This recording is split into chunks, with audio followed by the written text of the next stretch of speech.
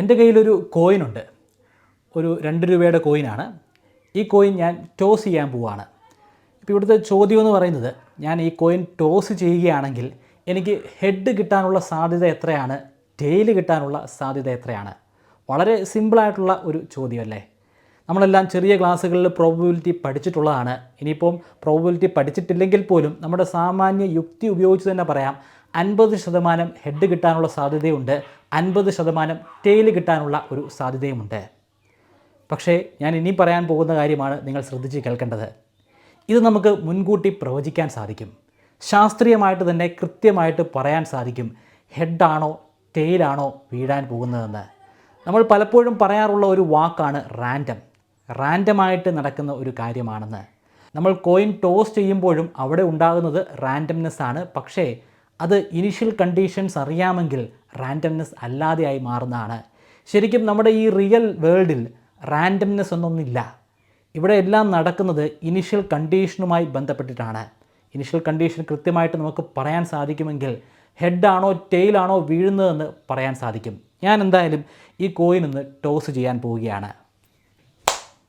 വീഴുന്നത് ഹെഡാണ്. ഹെഡാണോ ടെയിലാണോ വീഴുന്നതെന്ന് എനിക്ക് മുൻകൂട്ടി പറയാൻ സാധിച്ചിരുന്നില്ല.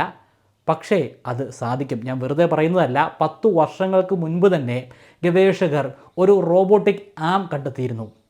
അതവർ പേപ്പറായിട്ട് പബ്ലിഷ് ചെയ്യുക പോലും ഉണ്ടായി. ആ റോബോട്ടിക് ആമിന് കൃത്യമായിട്ട് പ്രവചിക്കാൻ പറ്റുന്ന രീതിയിൽ കോയിൻ ടോസ് ചെയ്യാൻ സാധിക്കുന്നതാണ്. ഒരു 100 വട്ടം അത് ടോസ് ചെയ്താലും ഹെഡെന്ന് പ്രവചിച്ചാൽ ഹെഡ് തന്നെ ആയിരിക്കും അത് ടോസ് ചെയ്യുക. കാരണം ഇനിഷ്യൽ കണ്ടീഷൻസ് തന്നെയാണ്. ഒരുപാട് കാര്യങ്ങളുണ്ട് ഈ ഇനിഷ്യൽ കണ്ടീഷൻസിൽ. ഒന്ന്, നമ്മൾ ഏത് ഫേസ് മുകളിലേക്ക് വെച്ചിട്ടാണ് ടോസ് ചെയ്യുന്നത്. ഞാനിപ്പോൾ ഈ ഹെഡിൻ്റെ പോർഷനാണ് മുകളിലേക്ക് വെച്ച് ടോസ് ചെയ്യുന്നതെങ്കിൽ ഹെഡ് വീഴാനുള്ള സാധ്യത 51%. അത് ഒരു കണ്ടീഷൻ മാത്രമാണ്. മറ്റൊരു കണ്ടീഷൻ സെൻറ്റർ ഓഫ് ഗ്രാവിറ്റിയുമായി ബന്ധപ്പെട്ടതാണ്. പേര് കേട്ട് നിങ്ങൾ ഭയപ്പെടേണ്ട ആവശ്യമില്ല. വളരെ ലഘുവായ ഭാഷയിൽ പറയാം, മാസുമായിട്ട് അല്ലെങ്കിൽ പിണ്ഡവുമായി ബന്ധപ്പെട്ടതാണ്. ഈ കോയിനിലേക്ക് നോക്കുകയാണെങ്കിൽ ഇവിടെ നമുക്ക് ചില ഇൻസ്ക്രിപ്ഷൻസ് ഒക്കെ കാണാനായിട്ട് സാധിക്കും. അതായത് ഹെഡിൻ്റെ ഭാഗത്ത് നമുക്ക് അശോക സ്തംഭം കാണാൻ സാധിക്കും. ടെയിലിൻ്റെ ഭാഗത്ത് എനിക്ക് കാണാൻ സാധിക്കുന്നത് 2 പൂവാണ്. എനിക്കൊന്ന് താമരപ്പൂവാന്ന് തോന്നുന്നു. മുമ്പൊക്കെ ഗോതമ്പിൻ്റെ വള്ളിയായിരുന്നു. അപ്പോൾ താമരപ്പൂവും അതിൻ്റെ നടുക്ക് 2ഉമാണ് ഇവിടെ ഇൻസ്ക്രൈബ് ചെയ്തിരിക്കുന്നത്. അപ്പോൾ ഇതിൻ്റെ മാസ്, അത് വെളിയിലേക്ക് ഉന്തിയാണ് ആ പോർഷൻ വരുന്നത്. അതിൻ്റെ മാസിൽ വ്യത്യാസമുണ്ട്. അശോകസ്തംഭത്തിൻ്റെ മാസല്ല, ഈ 2ൻ്റെയും, ഈ താമരവള്ളികളുടെയും താമരപ്പൂവിൻ്റെയും മാസ്. അപ്പോൾ ഏറ്റവും കൂടുതൽ മാസുള്ള അല്ലെങ്കിൽ സെൻറ്റർ ഓഫ് ഗ്രാവിറ്റി എവിടെയാണോ വരുന്നത് ആ ഭാഗം താഴേക്ക് പോകുന്നതാണ്. അതായത് മാസ് കുറഞ്ഞിട്ടുള്ള ഭാഗം മുകളിലേക്ക് വരാനുള്ള സാധ്യതയാണ് ഏറ്റവും കൂടുതലുള്ളത്. പക്ഷേ ഇത് വളരെ ചെറിയൊരു ശതമാനത്തിൻ്റെ വ്യത്യാസം മാത്രമേ വരത്തുള്ളൂ. അതുകൊണ്ട് തന്നെ ഈ 51% എന്നുള്ളത് ഒരു 53%, 55% ആയി മാറും.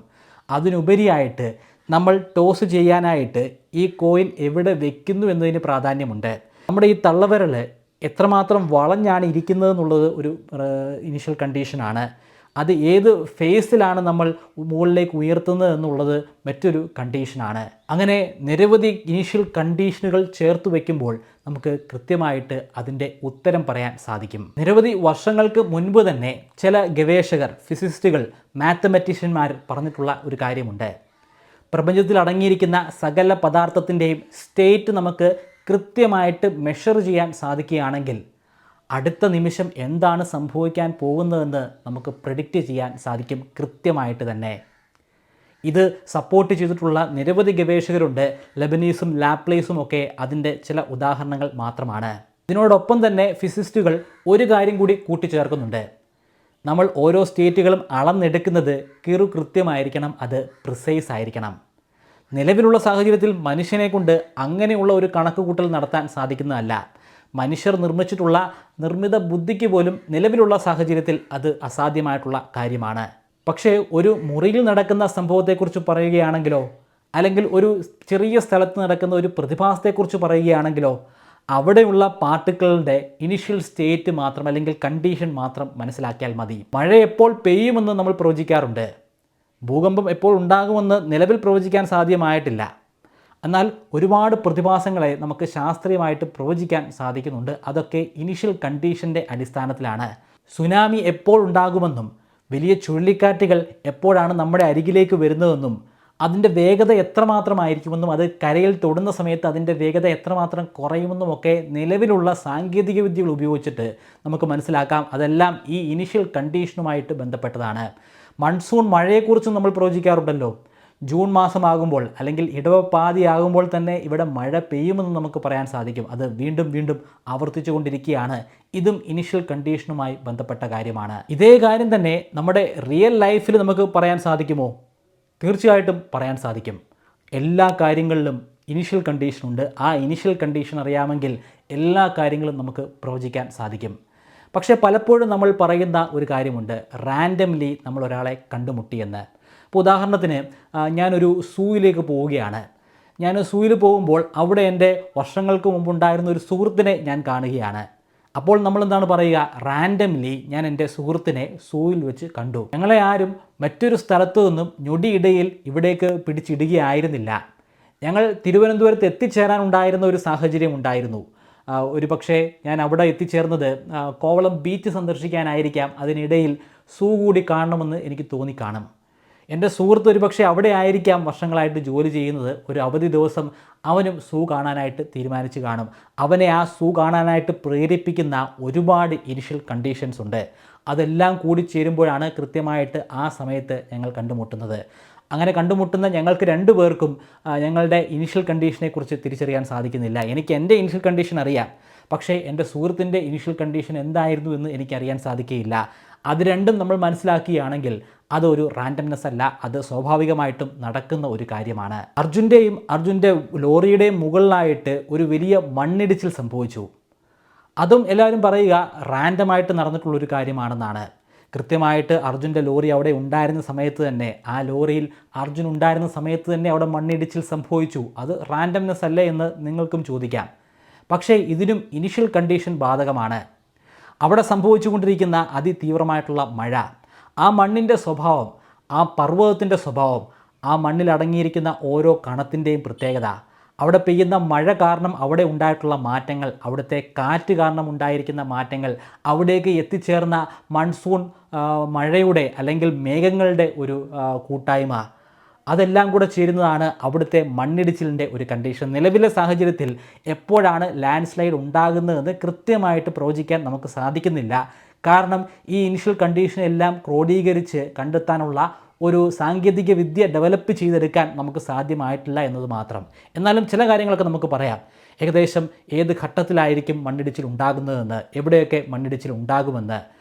ആലപ്പുഴ പോലുള്ളൊരു സ്ഥലത്ത് നമുക്ക് മണ്ണിടിച്ചിൽ കാണാൻ സാധിക്കുകയില്ല, പക്ഷേ ഇടുക്കിയിലും പത്തനംതിട്ടയിലുമൊക്കെ മണ്ണിടിച്ചിൽ സ്വാഭാവികമായിട്ട് സംഭവിക്കും. പ്രത്യേകിച്ചും ശക്തമായിട്ട് മഴ പെയ്യുന്ന സാഹചര്യങ്ങളിൽ സംഭവിക്കും.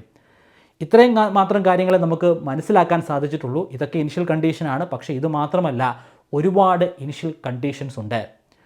അർജുൻ അവിടെ എത്തിച്ചേരാനും ഇനിഷ്യൽ കണ്ടീഷനുണ്ട്. അർജുൻ അവിടെ നിൽക്കാനുമുള്ള ഇനിഷ്യൽ കണ്ടീഷനുണ്ട്. അർജുന് അവിടെ നിന്നും തടി കളക്ട് ചെയ്യണമായിരുന്നു, അതൊരു ഇനിഷ്യൽ കണ്ടീഷനാണ്. അങ്ങനെ നിരവധി ഇനിഷ്യൽ കണ്ടീഷൻസ് ഉണ്ട്. മലയുടെയും അതുപോലെ അർജുൻ്റെയും വാഹനത്തിൻ്റെയും ഒക്കെ ഇനിഷ്യൽ കണ്ടീഷൻസ് കണക്ക് കൂട്ടി എടുക്കാൻ സാധിക്കുന്ന ഒരു സൂപ്പർ ഇൻ്റലിജൻസ് സിസ്റ്റത്തിന് തീർച്ചയായിട്ടും ഈ കാര്യവും പ്രവചിക്കാൻ സാധിക്കുന്നതാണ്. പിന്നെ പ്രവചിക്കാൻ സാധിക്കാത്തത് എന്താണ്? നമ്മുടെ ഈ റിയൽ ലൈഫിൽ നമ്മൾ ഈ കാണുന്നതൊക്കെ തന്നെയും നമുക്ക് പ്രവചിക്കാൻ സാധിക്കും. പക്ഷേ ഒരു പ്രത്യേക ലോകത്തിൽ സംഭവിക്കുന്ന കാര്യങ്ങൾ അത് നമുക്ക് പ്രവചിക്കാൻ സാധിക്കുകയില്ല. നമ്മുടെ ഈ ലോകത്തിൻ്റെ ഉള്ളിൽ തന്നെ അടങ്ങിയിരിക്കുന്ന മറ്റൊരു ലോകമുണ്ട്. ആ ലോകത്തിൽ സംഭവിക്കുന്നതെല്ലാം റാൻഡമായിട്ട് നടക്കുന്നതാണ്. കൃത്യമായിട്ടുള്ള ഒരു സാധ്യത നമുക്ക് പറയാൻ സാധിക്കും, പക്ഷേ ആ സാധ്യത പടി അവിടെ നടക്കണമെന്നില്ല. ഏതാണ് ആ ലോകം? ആ ലോകം ഏതാണെന്ന് മനസ്സിലാക്കാൻ ഞാൻ ഈ കോയിൻ വീണ്ടും എടുക്കുകയാണ്. ഈ കോയിൻ നിങ്ങൾ നന്നായി ഒന്ന് സൂം ചെയ്ത് നോക്കുക. നിങ്ങൾക്ക് പറ്റുന്നത്ര തീവ്രതയിൽ സൂം ചെയ്ത് നോക്കുക. നിങ്ങൾക്ക് പറ്റാത്തത്ര തീവ്രതയിൽ നമുക്ക് നമ്മുടെ തോന്നൽ കൊണ്ട് സൂം ചെയ്യാം. അങ്ങനെ സൂം ചെയ്ത് പോകുമ്പോൾ നമ്മൾ ഒടുവിൽ എത്തിച്ചേരുന്നത് ഒരു ആറ്റത്തിൻ്റെ അരികിലാണ്. ആ ആറ്റത്തിൻ്റെയും ഉള്ളിലേക്ക് നമ്മൾ പോകുമ്പോൾ അവിടെ നമുക്ക് സബാറ്റോമിക് പാർട്ടിക്കിൾസിനെ കാണാൻ സാധിക്കും. അതൊരു വലിയ ലോകമാണ്. ക്വാണ്ടം വേൾഡാണത്, ക്വാണ്ടം ലോകമാണ്. അവിടെ സംഭവിക്കുന്നതെല്ലാം സാധ്യതകളാണ്. അവിടെയുള്ള ഓരോ സബാറ്റോമിക് പാർട്ടിക്കിളിൻ്റെയും ഓരോ വ്യത്യസ്തമായിട്ടുള്ള പ്രോപ്പർട്ടികളുണ്ട്. ആ പ്രോപ്പർട്ടികളെല്ലാം നമ്മൾ സാധ്യത കൊണ്ടാണ് നിർണ്ണയിക്കുന്നത്. അവിടെ സംഭവിക്കുന്ന കാര്യങ്ങളെ നമുക്ക് പ്രവചിക്കാൻ സാധിക്കുന്നതല്ല. അതെല്ലാം അസാധ്യമായ കാര്യമാണ്. ഇത് ആൽബർട്ട് ഐൻസ്റ്റീൻ ശക്തമായിട്ട് എതിർത്തിട്ടുള്ള ഒരു കാര്യമാണ്. അദ്ദേഹം ഡിറ്റർമിനിസത്തിൽ വിശ്വസിച്ചിരുന്ന ഒരു വ്യക്തിയാണ്. അതുകൊണ്ട് തന്നെ അദ്ദേഹം പറഞ്ഞത് God does not play dice with universe എന്നാണ്. ഏണിയും പാമ്പും കളിക്കാനായി നമ്മൾ ഉപയോഗിക്കുന്ന ഒരു കരുവുണ്ടല്ലോ, ഒരു ഡൈസ്. ആ ഡൈസ് ദൈവം എങ്ങനെയാണോ ഇടുന്നത് അതുപോലെയാണ് ഈ പ്രപഞ്ചം നടക്കുന്നതെന്നാണ് ക്വാണ്ടം ഫിസിക്സ് പറയുന്നത്. പക്ഷേ ആൽബർട്ട് ഐൻസ്റ്റീൻ അതിൽ വിശ്വസിക്കുന്നില്ല. ഒരിക്കലും ദൈവം അങ്ങനെ കളിക്കുകയില്ല എന്നാണ് അദ്ദേഹം പറയുന്നത്. ഇവിടെ പറയുന്ന ഗോഡിനെ ഈ ഒരു തിയറിയുമായിട്ട് കൊണ്ടുവരേണ്ട ആവശ്യമില്ല. അത് നമുക്ക് ആശയം മനസ്സിലാക്കാൻ വേണ്ടി ഉപയോഗിച്ച ഒരു മെറ്റാഫോർ മാത്രമാണ്. പക്ഷേ ആൽബർട്ട് ഐൻസ്റ്റീന് തെറ്റി. ദൈവം കരു നീക്കാറുണ്ട്, ഓരോന്നിലും കരു നീക്കാറുണ്ട്, എല്ലാത്തിലും സാധ്യതയുണ്ട്. മുൻപ് നടന്നിട്ടുള്ള പ്രവൃത്തിയുടെ പ്രത്യാഘാതമാണ് ഇനി നടക്കാൻ പോകുന്നതെന്നാണ് ഡിറ്റർമിനിസത്തിലൂടെ പറയാൻ സാധിക്കുന്നത്. ആൽബർട്ട് ഐൻസ്റ്റീൻ അതിൽ വിശ്വസിച്ചിരുന്ന ഒരു വ്യക്തിയാണ്. അതായത് ഒരു ഇലക്ട്രോൺ ഒരു പ്രത്യേക സ്ഥലത്തുണ്ട്, അതിനു മുൻപുള്ള അതിൻ്റെ സ്ഥാനങ്ങളൊക്കെ നമുക്കറിയാം. അങ്ങനെയാണെങ്കിൽ അടുത്ത നിമിഷം അത് എവിടെയായിരിക്കുമെന്ന് നമുക്ക് പറയാൻ സാധിക്കുമെന്നാണ് ഐൻസ്റ്റീൻ പറയുന്നത്. പക്ഷേ ക്വാണ്ടം ഫിസിക്സ് പറയുന്നത് അത് തെറ്റാണെന്നാണ്. ക്വാണ്ടം വേൾഡിൽ സംഭവിക്കുന്നതെല്ലാം റാൻഡംനെസ് ആണ്. അവിടെയെല്ലാം പ്രോബബിലിറ്റിക്ക് മാത്രമേ സ്ഥാനമുള്ളൂ. ഇത് ശാസ്ത്രീയമായിട്ട് തെളിയിച്ചിട്ടുള്ളൊരു കാര്യമാണ്. നമുക്ക് അതിലേക്ക് തന്നെ വരാം. ക്വാണ്ടം വേൾഡിലെ കാര്യങ്ങളെക്കുറിച്ച് പറയുന്നതിന് മുൻപ് നമ്മുടെ ഈ റിയൽ ലൈഫിലെ, നമ്മുടെ ഈ ക്ലാസിക്കൽ ഫിസിക്സിൻ്റെ ലൈഫിലെ ഒരു പ്രോബബിലിറ്റിയെക്കുറിച്ച് പറയാം. നമുക്കെല്ലാവർക്കും ഒരു ദിനചര്യയുണ്ട്. എല്ലാ ദിവസവും വർക്കിംഗ് ഡേയിൽ രാവിലെ എന്താണ് സംഭവിക്കുന്നതെന്ന് നമുക്ക് പ്രെഡിക്റ്റ് ചെയ്യാനായിട്ട് സാധിക്കും. രാവിലെ എഴുന്നേൽക്കുന്നു, നിങ്ങളുടെ ദിനചര്യകൾ ചെയ്യുന്നു, നിങ്ങൾ ഓഫീസിലേക്ക് പോകുന്നു. ഒരു ബസ് കയറിയായിരിക്കാം പോകുന്നത്, നിങ്ങൾ ഒരു കാറിലായിരിക്കാം പോകുന്നത്, ബൈക്കിലായിരിക്കാം. നിങ്ങൾ ഓഫീസിൽ എത്തിച്ചേരുന്നതിനൊരു പ്രത്യേക സമയമുണ്ട്. അതിനെല്ലാം ഒരു കൃത്യതയുണ്ട്. ഉദാഹരണത്തിന് ഞാൻ രാവിലെ കോളേജിലേക്ക് പുറപ്പെടുന്നത് 9 മണിക്കാണെന്ന് എടുക്കുക. എൻ്റെ വീട്ടിൽ നിന്നും കോളേജിലേക്ക് എത്തിച്ചേരാൻ 15 മിനിറ്റുകളാണ് വേണ്ടി വരുന്നത്. അതായത് 9:15 ഞാൻ കോളേജിലെത്തും. അവിടെ പാർക്ക് ചെയ്യാൻ എനിക്കൊരു 2 മിനിറ്റ് വേണ്ടി വരും. പാർക്ക് ചെയ്തിട്ട് ആ 2 മിനിറ്റിനുള്ളിലാണ് ഞാൻ എൻ്റെ അറ്റൻഡൻസ് രജിസ്റ്ററിൽ സൈൻ ചെയ്യുന്നത്. അതായത് 9:15 ഞാൻ അവിടെ എത്തി പാർക്ക് ചെയ്തതിന് ശേഷം ഞാൻ ഓഫീസിൽ വന്ന് രജിസ്റ്ററിൽ സൈൻ ചെയ്യുമ്പോൾ 9:17 ആകും. പിന്നീട് ഒരു 3 നിമിഷം കൂടെ എനിക്ക് വേണം എനിക്കെൻ്റെ ലാബിൽ എത്തിച്ചേരാൻ. അതായത് 9:20 ഞാൻ ലാബിൽ എത്തിച്ചേരുന്നു. ഇതിൽ എല്ലാ ദിവസവും ഒരു ചെറിയ വ്യത്യാസമൊക്കെ സംഭവിക്കും. കൂടുതലും ഏതാണ്ട് 9:20 തന്നെ ആയിരിക്കും നടക്കുക. നിങ്ങളുടെ ലൈഫിലും ഇങ്ങനെ തന്നെ ആയിരിക്കും സംഭവിച്ചുകൊണ്ടിരിക്കുക. പക്ഷേ മറ്റൊരു സാധ്യത കൂടിയുണ്ട്. സാധ്യത വളരെ കുറവാണെങ്കിൽ പോലും അങ്ങനെ ഒരു സംഭവം നടക്കാം. അതായത് ഞാനൊരു ദിവസം കോളേജിൽ എത്തിച്ചേർന്നില്ല എന്ന് വരാം. ഞാൻ ആ സമയത്ത് ലോകത്തെങ്ങുമില്ല എന്നും വരാം. ഞാൻ ഈ ഭൂമിയിൽ തന്നെ ഇല്ല എന്നും വരാം. ഞാൻ മരിച്ചുപോയി എന്ന് വരാം. അതൊരു വലിയ സാധ്യത തന്നെയാണ്. ശാസ്ത്രീയമായിട്ട് തന്നെ ഇതിൻ്റെ സാധ്യത നമുക്ക് അളന്നെടുക്കാനായിട്ട് സാധിക്കും. കോയിൻ ടോസ് ചെയ്യുന്നതിനെ കുറിച്ച് ഞാൻ പറഞ്ഞിരുന്നല്ലോ. കോയിൻ ടോസ് ചെയ്യുമ്പോൾ ഹെഡ് വീഴാനുള്ള പ്രോബബിലിറ്റി 50%. Initial condition അറിയുന്നില്ലെങ്കിലാണ്.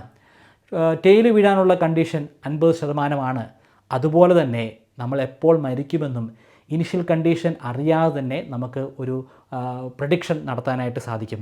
ആ വ്യക്തി തീവ്രമായിട്ടുള്ള എന്തെങ്കിലും അസുഖം നേരിട്ടുകൊണ്ടിരിക്കുകയാണോ, അല്ലെങ്കിൽ ആ വ്യക്തി ഉള്ള പരിസരത്ത് നിപ്പ പോലുള്ള വൈറസ് ബാധ സംഭവിച്ചിട്ടുണ്ടോ, അങ്ങനെയുള്ള നിരവധി ഇനിഷ്യൽ കണ്ടീഷൻ വേറെയുമുണ്ട്. ഇനിഷ്യൽ കണ്ടീഷനൊന്നും നോക്കാതെയാണെങ്കിൽ കൃത്യമായിട്ട് ഒരു പ്രവചനം നമുക്ക് നടത്താം. അത് കൃത്യമായിട്ട് നടക്കുകയില്ല, സാധ്യതകൾ നമുക്ക് മനസ്സിലാക്കാം. കോയിൻ ടോസ് ചെയ്യുന്നത് പോലെ തന്നെ. ഇവിടെ നിങ്ങൾ കാണുന്ന ഈ ഒരു ഗ്രാഫ്, ഇതിനെയാണ് നമ്മൾ നോർമൽ ഡിസ്ട്രിബ്യൂഷൻ എന്ന് പറയുന്നത്. നിങ്ങൾ മിക്കവാറും ചെറിയ ക്ലാസ്സുകളിലൊക്കെ പഠിച്ചിട്ടുള്ളത് തന്നെ ആയിരിക്കും. എല്ലാ കാര്യങ്ങളിലും നമുക്ക് ഈ നോർമൽ ഡിസ്ട്രിബ്യൂഷൻ കണ്ടെത്താൻ സാധിക്കും. നിങ്ങൾ ഓടിക്കുന്ന വാഹനത്തിൻ്റെ പ്രായം, അത് എത്ര കാലം വരെ ഓടുമെന്നുള്ളത് നമുക്ക് ഈ നോർമൽ ഡിസ്ട്രിബ്യൂഷനിലൂടെ കാണിക്കാൻ പറ്റും. ആ വാഹനത്തിൽ ഉപയോഗിക്കുന്ന വീലിൻ്റെ ആയുസ് എത്രമാത്രമാണെന്നും നോർമൽ ഡിസ്ട്രിബ്യൂഷനിലൂടെ നമുക്ക് കാണിക്കാം. അതുപോലെ തന്നെ നിങ്ങളുടെ പ്രായം, നിങ്ങൾ ഏത് പ്രായത്തിലാണ് മരിക്കാൻ പോകുന്നതെന്നും കാണിക്കാം. ഈ ഒരു ഗ്രാഫ് നോക്കുക. ഇത് ഞാൻ പ്രത്യേകമായിട്ട് ജനറേറ്റ് ചെയ്തിട്ടുള്ളൊരു ഗ്രാഫാണ്. എൻ്റെ പ്രായം വെച്ചിട്ടാണ്. ഇതിൻ്റെ എക്സ് ആക്സിസിൻ്റെ ഒരറ്റത്തായിട്ട് കിടക്കുന്നത് 35 വയസ്സാണ്. അതായത് നിലവിലുള്ള എൻ്റെ പ്രായമാണ്. 35ാമത്തെ വയസ്സിൽ ഞാൻ മരിക്കാനുള്ള സാധ്യതയുണ്ട്. പക്ഷേ അത് വളരെ നേർത്ത ഒരു സാധ്യത മാത്രമാണ്. അതുപോലെ തന്നെ 112ാമത്തെ വയസ്സിൽ ഞാൻ മരിക്കാനുള്ള സാധ്യതയുണ്ട്. അതും വളരെയധികം നേർത്ത ഒരു സാധ്യതയാണ്. 2 വശങ്ങളിലായിട്ട് ഉള്ള സാധ്യത അത് വളരെയധികം കുറഞ്ഞ സാധ്യതയാണ്. എന്നാൽ ബെല്ലിൻ്റെ രൂപത്തിലുള്ള ഇതിൻ്റെ മധ്യഭാഗത്തേക്ക് പോവുകയാണെങ്കിൽ അവിടെയാണ് ഏറ്റവും കൂടുതൽ സാധ്യതയുള്ളത്. നോർമൽ ഡിസ്ട്രിബ്യൂഷൻ നമ്മുടെ ജീവിതത്തിൽ നടക്കുന്ന മിക്ക സംഭവങ്ങളിലും നമുക്ക് ഉപയോഗിക്കാൻ കഴിയും. അവിടെയെല്ലാം ഈ ബെൽ ഷേപ്പുള്ള ഒരു മധ്യഭാഗം കാണും. അവിടെ ആയിരിക്കും ഏറ്റവും കൂടുതൽ സാധ്യതകളുള്ളത്. ഇവിടെ 70 വയസ്സ് അല്ലെങ്കിൽ ഒരു 75 വയസ്സിൻ്റെ ചുറ്റുപാടുമായിട്ടാണ് ഏറ്റവും കൂടുതൽ മരണം നടക്കാനുള്ള സാധ്യതയുള്ളത്. ഏറ്റവും കൂടുതൽ ആളുകൾ മരിക്കുന്നത് ആ ഒരു പ്രായത്തിലാണ്. അതിന് ശേഷമുള്ള മരണനിരക്ക് കുറവാണ്, അതിന് മുൻപുള്ള മരണനിരക്കും കുറവാണ്. ഇതിൻ്റെ അടിസ്ഥാനത്തിൽ ഒരു വലിയ പോപ്പുലേഷൻ ഏതാണ്ട് ഏത് പ്രായത്തിലൊക്കെയാണ് മരിക്കാൻ പോകുന്നതെന്ന് നമുക്ക് പ്രെഡിക്റ്റ് ചെയ്യാൻ സാധിക്കും. ഒരു പ്രോഡക്റ്റിൻ്റെ അതിൻ്റെ ഗ്യാരണ്ടി കൊടുക്കുന്നതിലൊക്കെ ഈ ഒരു കർവ് അവർ ഉപയോഗിക്കാറുണ്ട്. അതുപോലെ ഇൻഷുറൻസ് കമ്പനികൾ ടേം ഇൻഷുറൻസ് പോലുള്ള ഇൻഷുറൻസുകൾ കൊടുക്കാൻ വേണ്ടിയും ഇത് ഉപയോഗിക്കാറുണ്ട്. പലരും ചിന്തിക്കാറുള്ള അല്ലെങ്കിൽ പറയാറുള്ള ഒരു കാര്യമാണ്, ലോകത്തുള്ള എല്ലാവരും ഇൻഷുറൻസ് എടുത്തു കഴിഞ്ഞാൽ ഇൻഷുറൻസ് കമ്പനികളൊക്കെ തന്നെ പൊട്ടിപ്പോകുമല്ലോ. അതായത് നമ്മൾ ഇൻഷുറൻസ് ആയിട്ട് അടയ്ക്കുന്ന തുക ഒരു ചെറിയ തുകയാണ്, പക്ഷേ മരിച്ചു കഴിഞ്ഞാൽ കിട്ടുന്നത് ലക്ഷങ്ങളോ കോടികളോ ആയിരിക്കും. അപ്പോൾ എല്ലാവരും എടുത്തു കഴിഞ്ഞാൽ എല്ലാവരും എന്തായാലും മരിക്കും. അങ്ങനെയാണെങ്കിൽ കോടിക്കണക്കിന് പൈസകൾ കൊടുത്ത് ഈ കമ്പനികളൊക്കെ നശിച്ചു പോകുമല്ലോ. പക്ഷേ അവിടെ ഒരു പ്രശ്നമുണ്ട്. ഈ ഒരു ഗ്രാഫിലേക്ക് തന്നെ നോക്കുക. ഈ ഗ്രാഫ് അനുസരിച്ച് കൂടുതൽ ആളുകളും മരിക്കുന്നത് 60 വയസ്സിനും 70 വയസ്സിനും ഇടയിലാണ്. ആ പ്രായത്തിൽ ഒരാൾ ഇൻഷുറൻസ് എടുക്കാനുള്ള സാധ്യത വളരെ കുറവാണ്. കാരണം അപ്പോൾ ടേം ഇൻഷുറൻസ് എടുക്കേണ്ട ഒരു ആവശ്യമില്ലല്ലോ. പക്ഷേ ഒരു 35-40 വയസ്സിലൊക്കെ ആളുകൾ എടുക്കുകയാണെങ്കിൽ ആ പ്രായത്തിൽ അയാൾ മരിക്കാനുള്ള സാധ്യത വളരെ കുറവാണ്. അയാൾ കുറച്ചുകൂടെ കഴിഞ്ഞിട്ടേ മരിക്കുകയുള്ളൂ. പക്ഷേ വളരെ കുറവാണെന്ന് പറയുമ്പോൾ പോലും അവിടെ സാധ്യതയുണ്ട്. സാധ്യത അവിടെ 0 മാറുന്നില്ല. ക്വാണ്ടം ലോകത്തേക്ക് മടങ്ങി വരാം. ആൽബർട്ട് ഐൻസ്റ്റീൻ്റെ ഡിറ്റർമിനിസം എങ്ങനെയാണ് പാളിപ്പോകുന്നത്? ദൈവം എന്തുകൊണ്ടാണ് കരുനീക്കുന്നത്?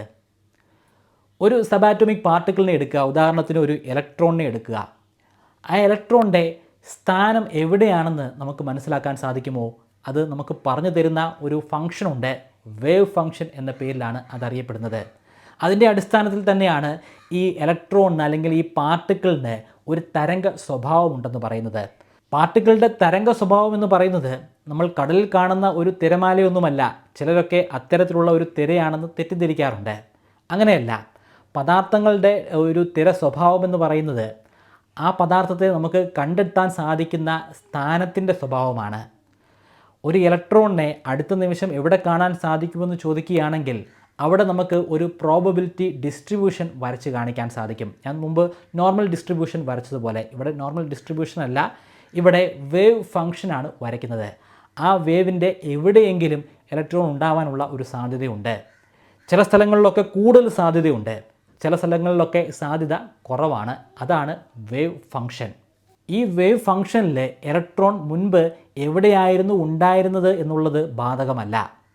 ഞാനിപ്പോൾ തിരുവല്ലയിലാണ് നിൽക്കുന്നതെങ്കിൽ അടുത്ത നിമിഷം ഞാൻ തിരുവല്ലയിൽ തന്നെ ആയിരിക്കും നിൽക്കുന്നത്. എനിക്ക് അവിടെ നിന്നും അമേരിക്കയിലോട്ടോ അല്ലെങ്കിൽ തിരുവനന്തപുരത്തേക്കോ അതുമല്ലെങ്കിൽ പത്തനംതിട്ടയിലേക്കോ പോകാൻ സാധിക്കുന്നതല്ല.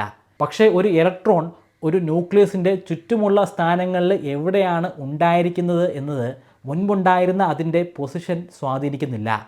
മുൻപുണ്ടായിരുന്ന സ്ഥലത്തിൻ്റെ തൊട്ടരികിലായിരിക്കണമെന്ന് ഒരു നിർബന്ധവുമില്ല.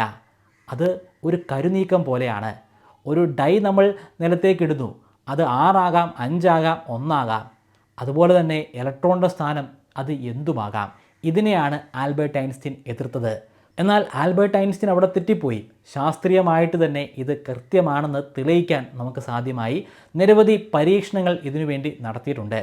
പ്രധാനമായിട്ടും നടത്തിയിട്ടുള്ളത് എൻറ്റാങ്കിൾഡ് പാർട്ടിക്കിൾസ് ഉപയോഗിച്ചിട്ടാണ്. അതായത് 2 പാർട്ടിക്കിൾസ് എടുക്കുക, അത് പരസ്പരം എൻറ്റാങ്കിൾമെൻറ്റിന് വിധേയമായിട്ടുണ്ട് എന്ന് പറയുകയാണെങ്കിൽ അതിനെ നമ്മൾ വ്യത്യസ്തമായിട്ടുള്ള ഏത് സ്ഥലത്ത് കൊണ്ടുവച്ചാലും അത് കാണിക്കുന്ന ഒരു പ്രോപ്പർട്ടിക്ക് അനുപാതികമായിട്ടുള്ള ഒരു പ്രോപ്പർട്ടി ആയിരിക്കും മറ്റേ പാർട്ടിക്കിൾ കാണിക്കുന്നത്. ഉദാഹരണത്തിന് ഒരു പാർട്ടിക്കിൾ നമ്മൾ ഇന്ത്യയിൽ വെക്കുകയാണ്, മറ്റൊരു പാർട്ടിക്കിളിനെ നമ്മൾ അമേരിക്കയിൽ കൊണ്ടുവയ്ക്കുകയാണ്. അപ്പോൾ ഇന്ത്യയിലിരിക്കുന്ന പാർട്ടിക്കിൾ ഒരു പ്രത്യേക പ്രോപ്പർട്ടി കാണിക്കുന്നുണ്ടെങ്കിൽ നമുക്ക് അതിലൂടെ തന്നെ അമേരിക്കയിലുള്ള പാർട്ടിക്കിൾ കാണിക്കുന്ന പ്രോപ്പർട്ടി എന്താണെന്ന് നമുക്ക് പറയാൻ സാധിക്കും. ഇത് നിരവധി തവണ നിരവധി എക്സ്പെരിമെൻറ്റിലൂടെ നമ്മൾ കണ്ടെത്തിയിട്ടുള്ളതാണ്. ഇതിലൊന്നും ഡിറ്റർമിനിസം ബാധകമല്ല, അതായത് മുൻപുണ്ടായിരുന്ന അതിൻ്റെ പ്രോപ്പർട്ടി ബാധകമല്ല. ഐൻസ്റ്റീൻ പറഞ്ഞത് ഇതൊക്കെ നിർണ്ണയിക്കുന്നത് ഒരു ലോക്കൽ ഹിഡൻ വേരിയബിൾ കാരണമാണെന്നാണ്. ഒരു ഹിഡൻ വേരിയബിൾ ഉണ്ട്, ആ വേരിയബിളാണ് നിർണ്ണയിക്കുന്നത് എന്തായിരിക്കും അടുത്ത നിമിഷം അതിൻ്റെ പ്രോപ്പർട്ടി എന്ന്. അതായത് അത് നേരത്തെ തന്നെ തീരുമാനിച്ചിട്ടുള്ളതാണ്. അടുത്തതായിട്ട് എന്ത് സംഭവിക്കാൻ പോകുമെന്ന് അതിലൂടെ മനസ്സിലാക്കാൻ സാധിക്കും. എന്നാൽ അത് തെറ്റാണ്. എൻറ്റാങ്കിൾമെൻറ്റിലൂടെ തന്നെ നമ്മളത് തെളിയിച്ചതുമാണ്. ഇപ്പോൾ നമ്മൾ പറഞ്ഞു വെച്ച കാര്യം എന്താണ്? ഒരു പാർട്ടിക്കിൾ, ഒരു സബാറ്റോമിക് പാർട്ടിക്കിൾ, അതൊരു ഇലക്ട്രോൺ ആകാം. ആ ഇലക്ട്രോൺ അടുത്ത നിമിഷം എവിടെയാണ് എന്നുള്ളത് അതിൻ്റെ മുൻപുണ്ടായിരുന്ന സ്ഥാനങ്ങളുമായിട്ട് ഒരു ബന്ധവുമില്ല. അത് എവിടെയുമാകാം. അത് വേവ് ഫംഗ്ഷനുമായിട്ട് മാത്രം ബന്ധപ്പെട്ടിട്ടുള്ളതാണ്. ഈ വീഡിയോയുടെ തുടക്കത്തിൽ ഞാൻ എന്താണ് പറഞ്ഞത്? അടുത്തതായിട്ട് പ്രപഞ്ചത്തിൽ നടക്കാൻ പോകുന്ന കാര്യം എന്താണെന്ന് മനസ്സിലാക്കണമെങ്കിൽ പ്രപഞ്ചത്തിൽ അടങ്ങിയിരിക്കുന്ന സകല പാർട്ടിക്കിൾസിൻ്റെയും മുൻപുണ്ടായിരുന്ന സ്ഥാനങ്ങൾ അല്ലെങ്കിൽ അതിൻ്റെ സ്റ്റേറ്റുകൾ മനസ്സിലാക്കിയാൽ മാത്രം മതിയെന്നാണ്. അത് ക്വാണ്ടം ഫിസിക്സ് എന്ന ഒരു ശാസ്ത്ര മേഖല വരുന്നതിന് മുൻപുണ്ടായിരുന്ന ഒരു കാഴ്ചപ്പാടാണ്. ആ കാര്യങ്ങളൊക്കെ നമുക്ക് മനസ്സിലാക്കാൻ സാധിക്കുകയാണെങ്കിലും അടുത്തതായിട്ട് എന്താണ് സംഭവിക്കാൻ പോകുന്നതെന്ന് മനസ്സിലാക്കാൻ സാധിക്കുന്നതല്ല. കാരണം ആ പാർട്ടിക്കിളുടെയൊക്കെ മുൻപുണ്ടായിരുന്ന സ്വഭാവവും ഇനി നടക്കാൻ പോകുന്ന അതിൻ്റെ പ്രോപ്പർട്ടിയും തമ്മിൽ ഒരു ബന്ധവുമില്ല. അതിൻ്റെ അർത്ഥം ഞാൻ പറഞ്ഞ ടോസിൻ്റെ കാര്യവും മണ്ണിടിച്ചിലിൻ്റെ കാര്യവുമൊക്കെ തെറ്റാണെന്നല്ല.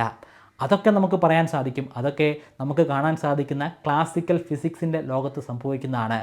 അതിൻ്റെ ഇനിഷ്യൽ കണ്ടീഷൻ കണ്ടെത്താനുള്ള സാങ്കേതികവിദ്യ വികസിപ്പിച്ചെടുത്താൽ മാത്രം മതി.